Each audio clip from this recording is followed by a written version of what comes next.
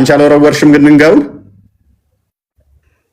እኮ እኔ በወረውርም እኮ ነው ያልገላቸው ማለት ነው አይደለም የሚገላቸው ግን ለዛ ሰበብ ሊሆን ይችላል እኔ ማለት ነው ሰበብ ሊሆን ይችላል አይ እንዴት አምላክ ይሰቀላል አዎ አምላክ ለኔ ብሎ አይሰቀልም አምላክ ላንቺ ብሎ ግን በየቀኑ ለሊት ወደ ቅርቢቱ ሰማይ ይመጣል አይደለ እኔ በስ ስላንተ እኮ ነው የጠየኩት አሊማይ በየቀኑ ግን ከምሽቱ ለሊት ካርሽ አሁን አልገደላችሁም እያለ ነው ክፍሉ አይደለ ግን አላገደላቸው አለ ኦኬ ስለዚህ እንደዚህ ከሆነ እነሱ ነፃ ናቸው ምንም እጃቸው እዛ ነገር ውስጥ የለም ብለን ስናስብ ጭብጥና አፈር በወረወረ ጊዜ አንተ አልወረወርክም አለ ኦኬ አፈር በወረወራችሁ ጊዜ እናንተ አይደላችሁ ወረወራችሁት አለ ግን አላህ ወረወረው አለ አላህ ወረወረው ወደ አይኖቻቸውም አደረሰው አለ ስለዚህ አላህ ከአርሽ ላይ መጥቶ ጭብጥ አፈር አንስቶ ሰዎቹ ላይ ወረወረባቸውና አይናቸው እስከተተ አላህ ላማኞቹም ከነርሱ የሆነን መልካም ጸጋ ለመስጠት ይህንን አደረገ አላህ ሰሚ አዋቂ ነው አለ ይሄን ክፍል እስቲ ያስረጂ እናንተ አልገደላችሁም አላህ ገደላቸው ጭብጥን አፈር በወረወርክም ጊዜ አንተ አልወረወርክም ወረወርክ ይለውና መልሶ ደግሞ አንተ አልወረወርክም ምን ማለት ነው ኦኬ እኔ ጭብጥን ወረወርኩኝ ገደልኩ ስል ነው አንተ አይደለም የገደልከው አላህ ነው የገደለው ጭብጥ አፈር አንተ ነው የወረወርክም አይናቸውን የመታው ኖ አንተ ግን አይደለም የመታው አላህ ነው የመታው ይሄን ክፍል አስረጅኝ እስቲ እኔ አላስረዳም ጥያቄ ልጠይቅ ነው የገባሁት ግን አልገደላችኋቸውም ሲል እነማን ነው እንደዚህ ያለ ያለው ለነማን ነው የተናገረ ያለው ምን ስለምንድን ነው የሚያወራው ስለ መሐመድ እና ተከታዮቹ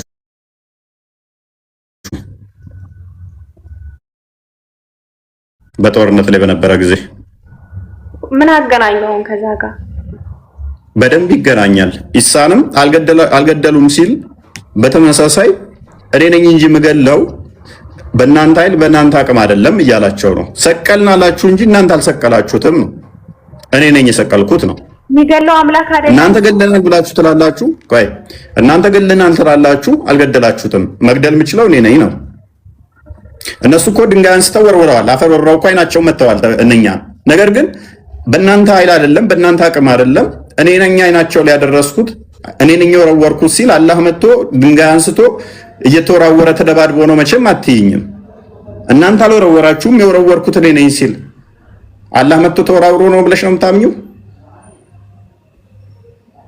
አይለማ እንደዛ እንዴት ነው እንደዚህ የምትለው አንተ አይልም እንዴት ያለሽ ብራንዴ ሙቤ አይልም እንዴት ያለሽ ክፍሉ እኮ ግልጽ ነው ከዛ ጋር ነው ያልካለው ቆይ ጭብጥን አፈር በወረወርክም ጊዜ ማን ነው ወረወርክ የተባለው አላህ ነው ወይንስ መሐመድ እና ተከታዮቹን ነው አይ አላህንማ አይደለም ኦኬ አላህን ካልሆነ አልወረወርክም አለው እሺ በወረወርክም ጊዜ ብሎ አልወረወርክም ማለት ምን ማለት ነው አስረጅኝ እስኪ ሁለቱም ይጋጩ ነገር ናቸው በወረወርክም ጊዜ አልወረወርክም ሁለቱ አይጋጩ አይ አንተ አትገላቸውም ለማለት ይሆናል ሲጀመር ጥያቄም ራሱ ትክክል አይደለም በጣም የተወሳሰበ ጥያቄ ነው የምጠይቀው በጣም ግልጽ ነው ክፍሉን ይው በወረወርሽም ጊዜ አልወረወርሽም ብልሽ ምን ማለት ነው አንቺ በወረወርሽ ጊዜ ድንጋይ አልወረወርሽም ብልሽ ምን ማለት ነው ሁለቱም ይጋጩ ናቸው ነኝን አስማሚልኝ እሺ አቅም የለም ፕሊስ አለቃ ጣልቃ ትግባ ምናሽ ቀጥልሽ ጠይቀኝ እንደገና ድንጋይ በወረወርሽ ጊዜ አልወረወርሽም ተብለሽ ከተባልሽ ምን ማለት ነው በወረወርሽም ጊዜ አልወረወርሽም ማለት እኔ እንጃ አላውቅም እሺ አልገደልሻቸውም አላገደለስ ብል እኮ ነው ያልገደልኳቸውም እሱ ገሏቸዋል ማለት ነው አገልጽ እኮ ነው እንዴ ምንድነው የምትጠይቀኝ አንቺ አልወረወርሽም ግን ድንጋዩን እኮ እኔ በወረወርም እኮ ነው ያልገላቸውም አላህ ነው አይደለም የሚገላቸው ግን ለዛ ሰበብ ሊሆን ይችላል እኔ ማለት ነው ሰበብ ሊሆን ይችላል አልገደሉትም አልሰቀሉትም የሚለውም ገዳዩ አላህ ነው እናንተ አይደላችሁም ከሚል አንፃር የተነገረ ነው ከዚህ ጥቅስ ውጪ የሌለውም ለዛ ነው እኛም እያልን ያለነው እነኛ ሰዎቹ ገለናል ብለው ሲፎክሩ እናንተ ገዳይ አይደላችሁም፣ ገዳዩ አላህ ነው። እነኚህ ሰዎች ወርውረው አልወረወሩም የተባሉት ምክንያት በእናንተ አቅም አይደለም። እነኛም ሰቅለናል ቢሉም አልሰቀላችሁም፣ የእናንተ አቅም አይደለም። ልቀጥል እፎይ?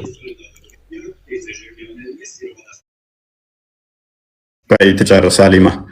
ተቃርነዋለሽ እዚህ ላይ? አይ ልጠይቅህ እኔ ጥያቄ መጨረሻ ላይ። አሁን ስቅለቱ ላይ ብቻ እኮ ስለ ስቅለቱ እኮ ነው። አስረዳኝ ስለ ስቅለቱ። ኦኬ እንደሚሰቀል የተናገረውን ታምኝበታለሽ አታምኝበትም? እኔ አላምንም። እኔ ቢሰቀልም ባይሰቀልም ጥቅም የለውም እያልኩ ነው። እኔ ቁርአን ላይ ራሱ እንደተሰቀለ ቢቀመጥ ራሱ እዚህ ተሰቅሏል ራሱ ቢል እኔ ለኔ ማለት እናንተ ተሰቀለልን የምትሉት አሁን ለኃጢአታችሁ ነው አይደለ? እኔ እንደዛ አላምንም፣ አልቀበልም። እንደዛ ቢል ራሱ ለምን አትቀበዩ? ለምንድን ነው የሚሰቀለው? እሱ ተሰቅሎ ነው እንዴ የምድ ነው? ኦኬ መሰቀሉ ላንቺ ጤናማ አይደለም ብለሽ ነው የምታምኚው? ማለት ለመዳን ይሄ አስፈላጊ አይደለም ብለሽ ነው የምታምኚው? አይ እንዴት አምላክ ይሰቀላል? አዎ አምላክ ለኔ ብሎ አይሰቀልም። አምላክ ላንቺ ብሎ ግን በየቀኑ ለሊት ወደ ቅርቢቱ ሰማይ ይመጣል አይደለ? እኔ መስ ስላንተ እኮ ነው የጠየኩት አሊማዬ። በየቀኑ ግን ከምሽቱ ለሊት ካርሽል በየቀኑ ለሊት ይመላለሳል። አንድ ቀን አይደለም።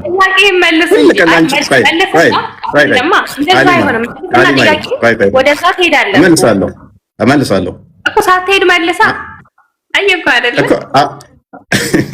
እኔስ ክርስቶስ መሰቀሉ ለቤዛነት ነው፣ ሊያገለግለን መጥቷል። እሱን እናምናለን እኛ።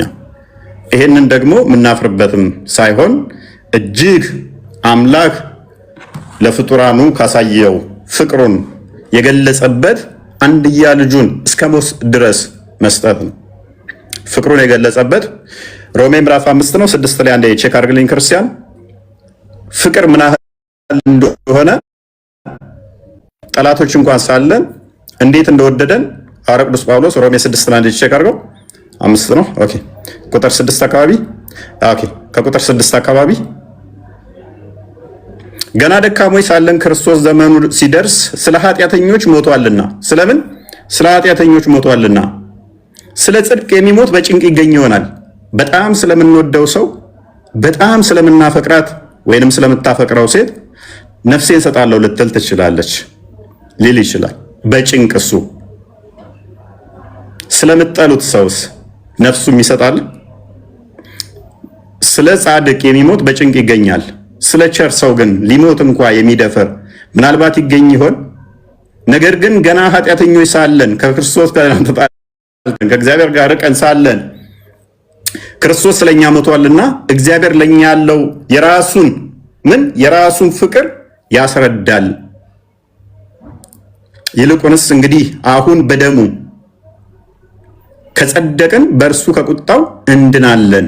ጠላቶች ሳለን ከእግዚአብሔር ጋር በልጁ ሞት ከታረቅን ይልቁንም ከታረቅን በኋላ በሕይወቱ እንድናለን።